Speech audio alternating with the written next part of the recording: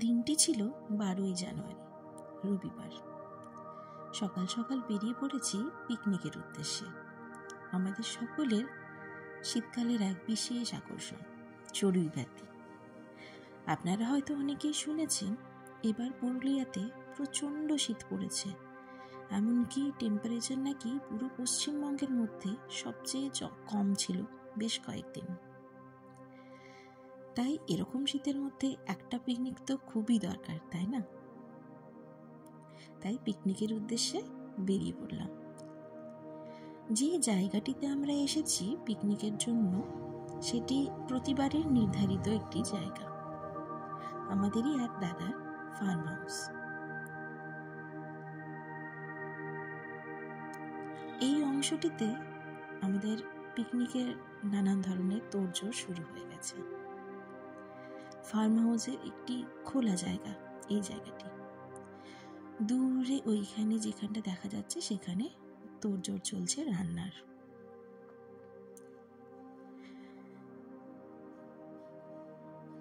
এরপর আমরা প্রথমেই দাদা বলল, একটুখানি চলো ফার্ম হাউসটা তোমাদের ঘুরে দেখাই, কি কি ফার্মিং আমি করেছি।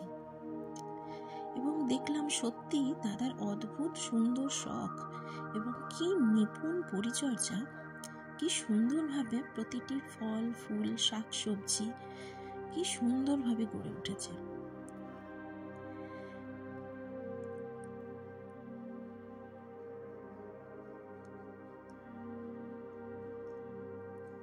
গেট দিয়ে ঢুকে এটা একটা দিক যেখানে নানান ধরনের শাকসবজি লাগানো হয়েছে, তারই পাশে হয়েছে আমাদের পিকনিকের জায়গা ঠিক করা হয়েছে। এর আরেক দিকে রয়েছে এক সুন্দর পুষ্করিণী। এবার এসেছি সেই পুকুরের ধারে। এই পুকুরটি কিন্তু আর্টিফিশিয়ালি মেড, দাদা নিজের শখের জন্য তৈরি করেছেন এই পুকুরটি। প্রথমে এখানে পুকুর ছিল না। পুকুরের ধার বরাবর আমরা এগিয়ে যাচ্ছি বাকি অংশটুকু দেখার জন্য। হাঁটতে হাঁটতে দেখতে পেলাম একটা সুন্দর কালো কিছু একটা র্যাপ করা জায়গা, আপনারা হয়তো দেখতে পাচ্ছেন। সেই জায়গাটি কি জিজ্ঞেস করাতে দাদা বলল এটা একটা আমরা অনেকেই আসলে মহিলা সদস্য ছিলাম পিকনিকে, তাই দাদা বলল এখানে একটা ছোট্ট টেম্পোরারি টয়লেট বানানো হয়েছে। আমরা অনেক ধরনের বয়সের সদস্যরা ছিলাম পিকনিকে, তার মধ্যে সবচেয়ে ছোট্ট সদস্য হলেন এই যে সামনে যাকে দেখতে পাচ্ছেন।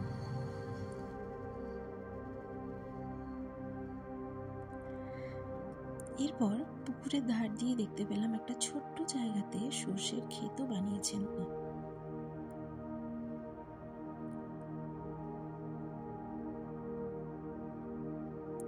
সর্ষের ক্ষেতের পাশ দিয়ে দেখতে পেলাম আলুর চাষ করছেন। বেশ কয়েকটি রো এরকম আলুর চাষ উনি করেছেন।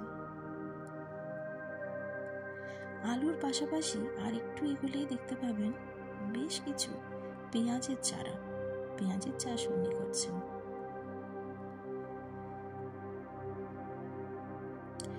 আলু পেঁয়াজের পাশাপাশি বেশ কয়েক নতুন ধরনের শিমের চাষ করেছেন দেখলাম। দেখুন, আমরা হয়তো পুরুলিয়ার বাজারে সচরাচর এই ধরনের শিমগুলি পাই না, পার্পল কালারের শিম, এবং আরেকটিও শিম আমি দেখলাম সবুজ রঙের একটি, সেই ধরনটাও কিন্তু আমরা বাজারে সচরাচর দেখতে পাই না।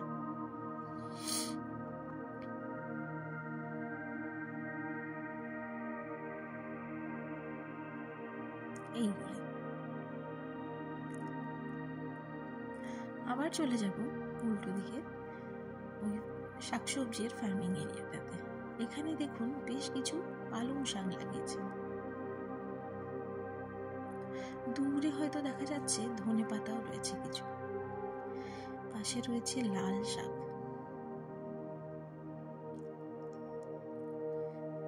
কি যে মনটা ভালো হয়ে উঠছিল এরকম তরতাজা সব শাকসবজিগুলি দেখে। এরকম ভাবে চোখের সামনে চাষ করা আমি দেখিনি এর আগে।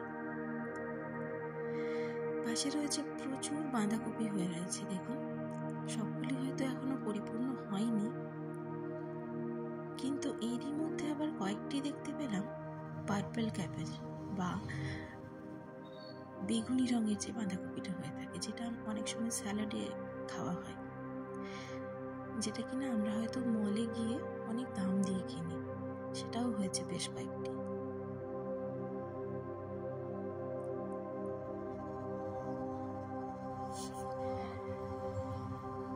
এরই মধ্যে কয়েকটা বাঁধাকপি দেখছিলাম অনেকটাই হয়ে এসেছে।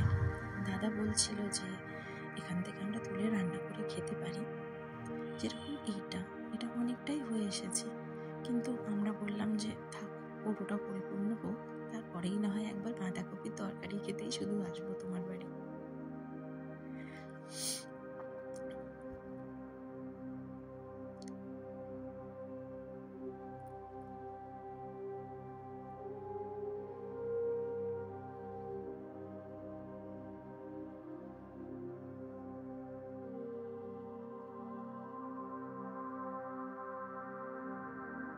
এর পাশ দিয়েই চলছিল ব্রেকফাস্টের নানান রকমের ব্যবস্থা। তার মধ্যে ছিল গরম গরম বেগুনি, মুড়ি, চানাচুর, কফি, চিকেন পকোড়া। আমি আর এক বৌদি আমরা খুঁজে বেড়াচ্ছিলাম যদি কোথাও একটুখানি পাকা কোনো সবজি পাই, তাহলে নতুন একদম ফ্রেশ টমেটো, ধনেপাতা, লঙ্কা, মটরশুঁটি এগুলো দিয়ে না হয় আমরা মুড়ি মাখাটা বানাবো। খুঁজতে খুঁজতে খানিকটা যেতে কয়েকটি পেয়েও গেলাম, যদিও একেবারে পাকা নয়, ওই কাঁচা পাকা স্বাদের, কিন্তু ভীষণ টেস্টি ছিল। পেতেই সঙ্গে সঙ্গে তুলে নিয়েছি।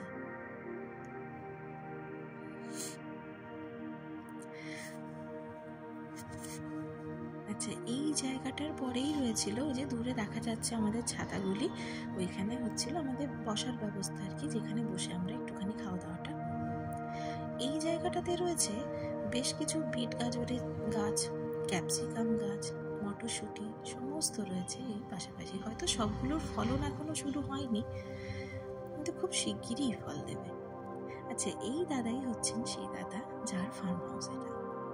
দাদা ভীষণ খুশি, সবাই আমাদেরকে দেখাচ্ছেন, এত খুশি উনি, দেখেই বোঝা যাচ্ছে যে উনি কি ভালোবাসেন ফার্মিং করতে।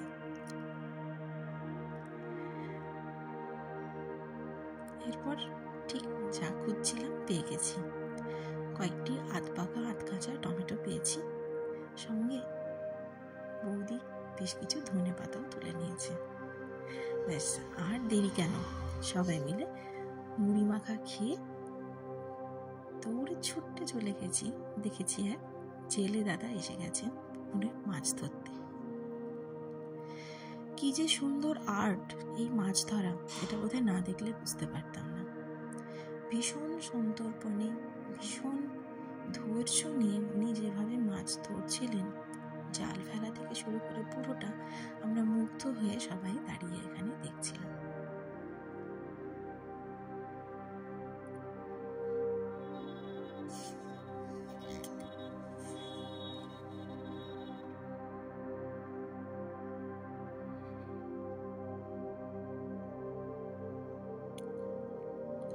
দূরে দেখা যাচ্ছে অনেক হাঁস এবং বেশ কয়েকটি রাজহাঁসও ঘুরে বেড়াচ্ছিল।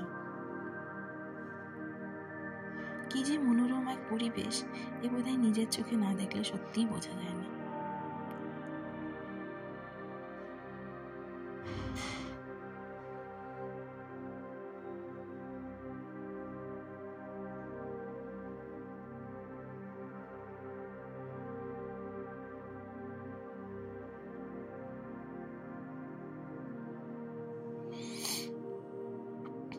এই পুকুরের ধার বরাবর সবাই আমরা দাঁড়িয়ে মাছ ধরা দেখছিলাম।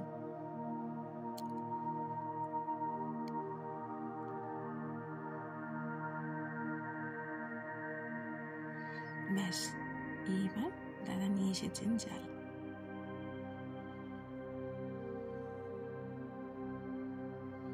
এখানে বেসিক্যালি প্রচুর রুই মাছের চারা রয়েছে, প্রচুর পোনা রুই মাছ রয়েছে। সঙ্গে এই মাছগুলিকে আসলে ধরা হয় একটি পারপাসে, কোনো রকমের কমার্শিয়াল পারপাসে নয়, কিন্তু শুধুমাত্র ধরা হয় যে ধরে পড়ে এখানে বেশ কিছু নাকি তেলেপিয়া মাছ হয়, যেগুলো কিনা নিজে নিজেই গ্রো হয় এখানে। সেগুলো যদি থাকে রুই মাছেদের মধ্যে, তাহলে ওদের গ্রোথটা নাকি প্রপারলি হতে পারে না, অনেক সময় খেয়েও ফেলে তেলেপিয়া বড় হলে। তো সেই জন্য এই মাছগুলিকে ধরা হয় এবং তেলেপিয়া মাছগুলিকে আলাদা করে এই বালতির মধ্যে নিয়ে নেওয়া হয়, যেগুলোকে কিনা আর পুকুরের মধ্যে ছাড়া হয় না, এবং রুই মাছগুলিকে কিন্তু আবার পুকুরের মধ্যে ছেড়ে দেওয়া হয়। দাদা আমাদের সবাইকে মাছগুলি দেখাচ্ছিলেন যে দেখো, এবং আবার ছেড়ে দেওয়া হচ্ছিল পুকুরেই। এরই মধ্যে কয়েকটি তেলেপিয়া মাছ যেগুলো বার করা হয়েছিল সেখান থেকে, সেগুলোর আমরা একদম ভেজে গরম গরম খেয়েও ফেলেছি। বাচ্চাগুলি এখানে ভীষণ খুশি হয়েছে এরকম জ্যান্ত মাছ দেখে।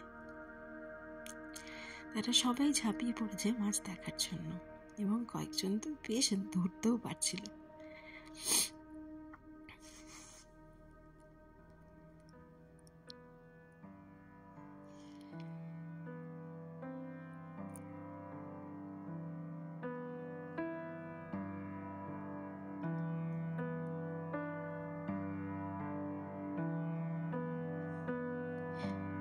এই যে আরেকজন খুব কিউট একটি ছোট্ট সদস্যা, যিনি বাংলা এবং ইংরেজিতে দুই ধরনের নাম বলেন। ওনাকে বাংলাতে জিজ্ঞেস করলে বলেন আমার নাম রাই, আর ইংরেজিতে জিজ্ঞেস করলে বলেন মাই নেম ইজ রুষা। মানে বাংলা এবং ইংরেজিতে দুই ধরনের নাম।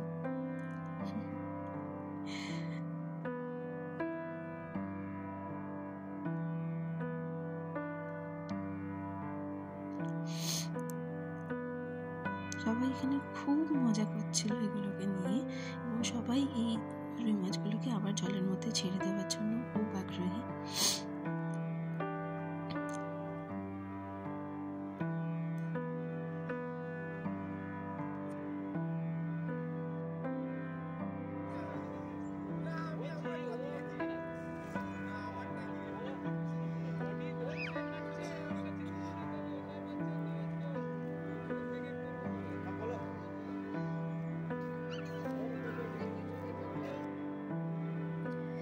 সবাই দূরে কেউ কেউ ছিপ নিয়ে বসে পড়েছে মাছ ধরার উদ্দেশ্যে, যদিও বা কেউ একটাও ধরতে পারেনি, একেবারেই আনসাকসেসফুল। আমার যে ছোট মেয়ে আরভি, সে ভীষণ ভয় পাচ্ছিল মাছ দেখে। ও একবার আসলে প্রথমেই ধরেছে, এবং ধরে নিয়ে দেখেছে হাতের মধ্যে কিলবিল করে উঠেছে। তারপর দেখো কিছুতেই আর ধরবে না, কাছেও যাবে না। কেউ ধরলেই তার থেকে 100 হাত দূরে দৌড়চ্ছে। আর বাকি দুজনের আনন্দ দেখুন, ওরা ভীষণ খুশি এবং দুজনে মিলে কি সুন্দর করে ধরছে মাছগুলোকে। আর তাদের দেখেই আরভি উল্টো দিকে দৌড়চ্ছে। এই যে দাদা বলেছে যে দাঁড়াও দেখি তোমার মেয়ে কেটে দিই, ও দেখেই দৌড়চ্ছে উল্টো দিকে।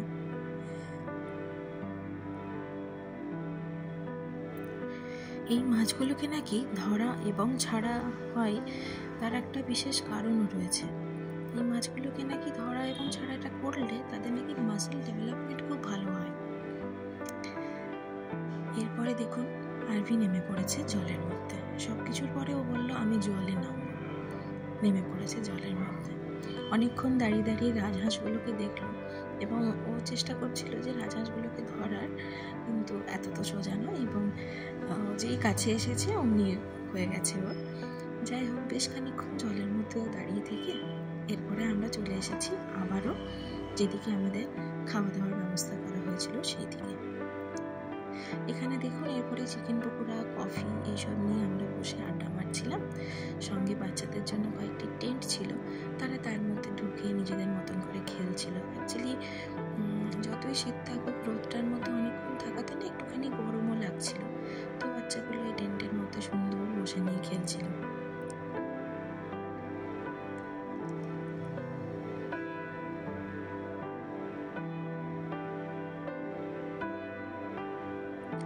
দূরে ওই ঘেরা জায়গাটাতে সব অনিরুদ্ধ এবং বন্ধুরা তারা বসে নিয়ে আড্ডা মারছিল।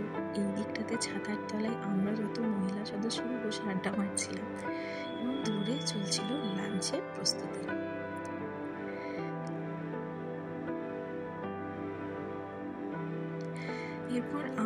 বাচ্চাগুলোকে নিয়ে খাওয়াতে বসে গেছি এবং দূরে দেখতে পাচ্ছেন হয়তো ছেলেরা সবাই মিলে খেলছে।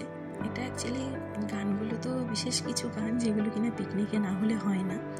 তো সেই গানের সাথে বল ছুঁড়ে ছুঁড়ে যার কাছে গিয়ে গানটা স্টপ হবে তাকে দাঁড়িয়ে নাচ করতে হবে মাঝখানে, ততক্ষণ অবধি যতক্ষণ না আরেকজন নেক্সট আউট হয়। এইভাবে ওরা খেলছিল এবং আমরা সবাই খাচ্ছিলাম, ভীষণ এনজয় করছিলাম। গানগুলো দিতে পারছি না, আবার কপিরাইট ক্লেম এসে যাবে, তাই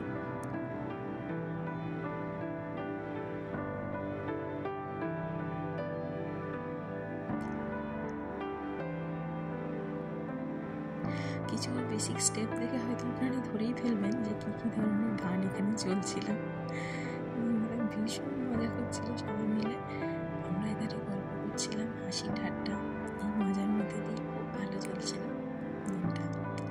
লাঞ্চের মেনুতে কী ছিল একটু বলে নিই। লাঞ্চের মেনুতে ছিল ফ্রাইড রাইস, সঙ্গে বাচ্চাদের জন্য চিকেন কষা, আমাদের জন্য ছিল চিকেনের চিলি চিকেন, আর ছিল মাটন, সঙ্গে ছিল চাটনি, পাঁপড়, যথারীতি রসগোল্লা, গুড়ের রসগোল্লা এবং গোলাপ জামুন।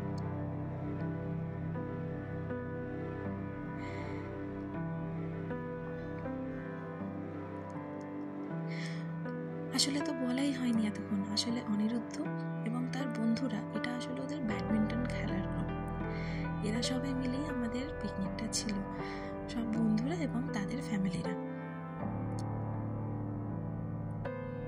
বন্ধুরা একসাথে হলে যেটা হয়, রোজ দিনই হয়তো একসাথে খেলতে যাই, কিন্তু এটা একটা অন্যরকম দিন। ওরা তো মজা করেইছে, সঙ্গে আমরা সবাই, ফ্যামিলির সবাই ভীষণ মজা করেছি।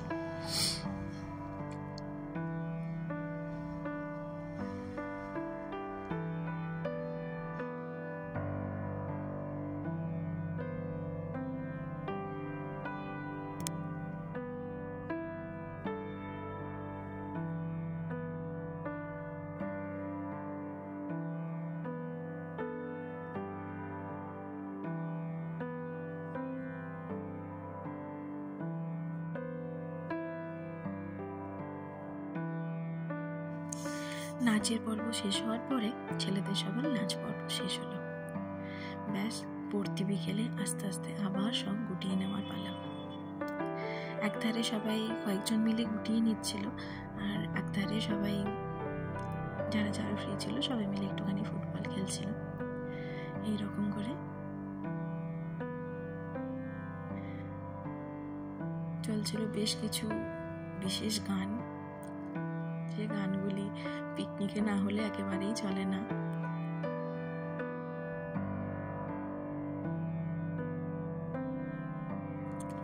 আমাদের খুদে সদস্যদের কিন্তু এনার্জি তখনও অটুট, তারা কিন্তু নিচেই চলেছে।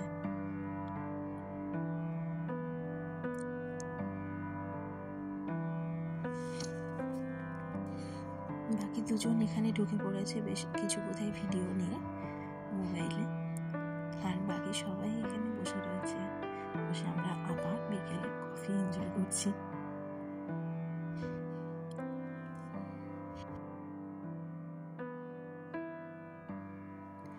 রান্নার দাদারাও তাদের মতন করে তাদের বাসনপত্র জিনিসপত্র গুটিয়ে নিচ্ছেন।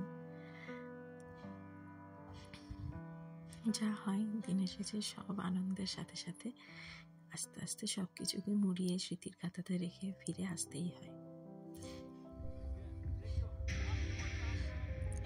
এরপর যথারীতি যে কোনো পিকনিকের যেই বিশেষ অংশ, ম্যান্ডেটরি সবাই গ্রুপ একটা ফটো তোলা এবং তারপরে আস্তে আস্তে সবাই একে একে বেরিয়ে যাওয়া পিকনিকের থেকে বাড়ির উদ্দেশ্যে।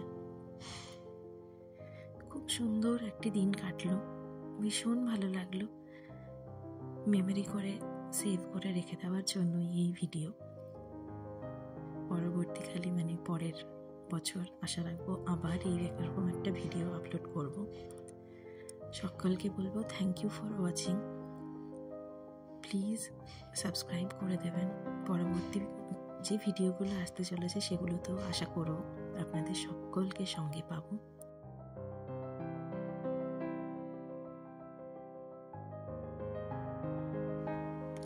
আজকের মতন টাটা।